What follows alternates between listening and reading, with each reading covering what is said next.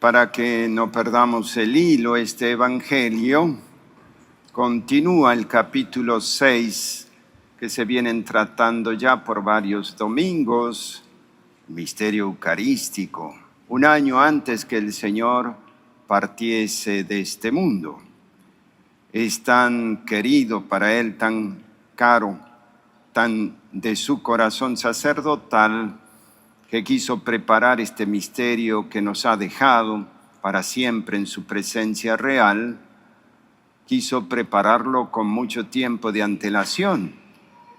Y este relato se da, como ustedes saben, después de la multiplicación de los panes y de los peces, donde la multitud los sigue y se da toda esa motivación de fe con respecto al maná, diciendo el Señor que Él es el pan de vida y que es necesario comer su carne y beber su sangre para tener vida eterna. De tal manera entonces que lo primero que está en el discurso de San Juan sobre el pan eucarístico es la fe que debemos tener en el Hijo de Dios. Y en segunda instancia, creer en las palabras referidas por Él a la Eucaristía. Pero al referir el Señor que debemos comer su carne y beber su sangre, muchos de los cafarnaitas, de los ciudadanos de esa ciudad, no creyeron en Él y prefirieron separarse. Comenzamos la historia de las grandes herejías. Después muchos dudarán de la palabra de Dios o interpretándola carnalmente o racionalmente con otros criterios y no con los criterios de Jesucristo o los criterios que la Iglesia nos enseña, porque en la Iglesia está Jesucristo a través de su magisterio, de su enseñanza bimilenaria. De tal manera que este misterio de la Eucaristía fue motivo de escándalo para ellos. Esto los escandaliza, el que yo les dé a comer mi carne y a beber mi sangre. No necesariamente tenemos que entender todo por la lógica racional. Evidentemente, ellos a lo mejor entendían que esto era carnalmente, que Jesús iba a morir y que parte de su carne y de la sangre tenía que ser tomada en bebida, contrariando de alguna manera el Levítico que decía que estaba prohibido al pueblo judío beber sangre. Entonces, este lenguaje les parece rudísimo, fuerte para sus corazones y prefieren apartarse del Señor. Pero si hubieran creído en Él, y si sabemos que nuestra fe y las enseñanzas de Jesús sobre todo es disponernos con humildad a las palabras que Él, siendo el Hijo de Dios, nos enseña, hubiera sido todo más sencillo. Como siempre, esto puede ser motivo de, diríamos, actual de alguna forma, porque el mundo racionalista, el mundo que interpreta el Evangelio a su manera, el mundo que quiere hacer su voluntad y de alguna forma les molesta muchas palabras del Evangelio o lo interpretan carnalmente, necesariamente se van a apartar del Señor. Las palabras que el Señor nos dispone a nuestra inteligencia para iluminarlas son palabras de vida eterna. Eso dirá San Pedro. ¿A dónde vamos a ir? Solo tú tienes palabras de vida eterna. Y en relación a este misterio tan hermoso de la Eucaristía, podemos correr el riesgo de interpretarla así como los cafarnaitas en un sentido meramente carnal. A lo mejor pensamos que podemos vivir una vida independiente de la Eucaristía, a lo mejor le damos la espalda a Jesús, o a lo mejor somos indiferentes a la presencia real de Cristo, a ese pan de vida para la vida del mundo, como Él refiere en este mismo Evangelio. Y entonces tomamos distancia del Señor. Aun cuando tengamos el título de cristianos, si tomamos distancia de la Eucaristía por el motivo que sea, pues tenemos que estar atentos, porque la interpretación carnal o la vida carnal nuestra nos lleva a interpretar, por desgracia, malamente los evangelios. Así les pasó a ellos, por eso el Señor va a decir que la carne para nada sirve, en cambio las palabras que les he dicho son espíritu y vida. Es decir, se deben interpretar espiritualmente. Nosotros no comemos la carne de un hombre muerto, no nos repartimos su carne de hombre muerto.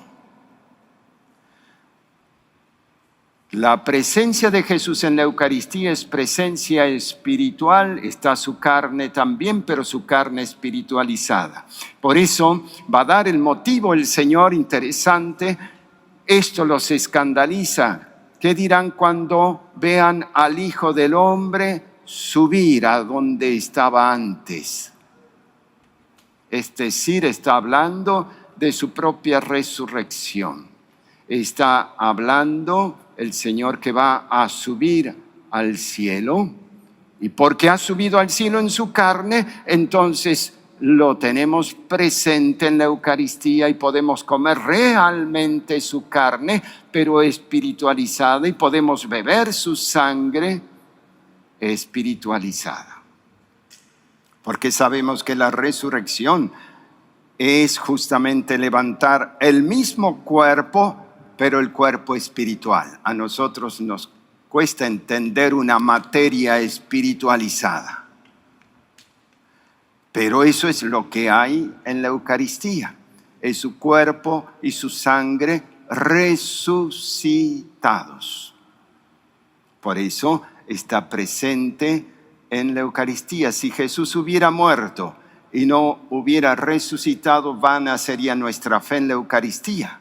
Está allí en cuanto que ha muerto y que ha resucitado.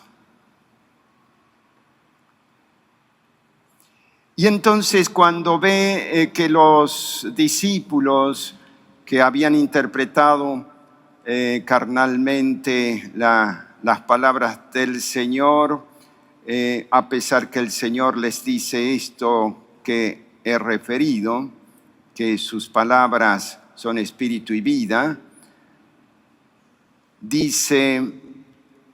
le pregunta a Pedro, a los apóstoles, a los 12, y esta es la fe que nosotros debemos tener, la fe fundamentada en los apóstoles, no esa fe endeble, no esa fe carnal, ¿no? Porque la carne no entiende las cosas del Espíritu, porque dice San Pablo en la carta a los Gálatas, todos los pensamientos que devienen de la carne, del hombre viejo, es decir, de las pasiones en desorden, no entienden las cosas del Espíritu, son antagónicos entre sí.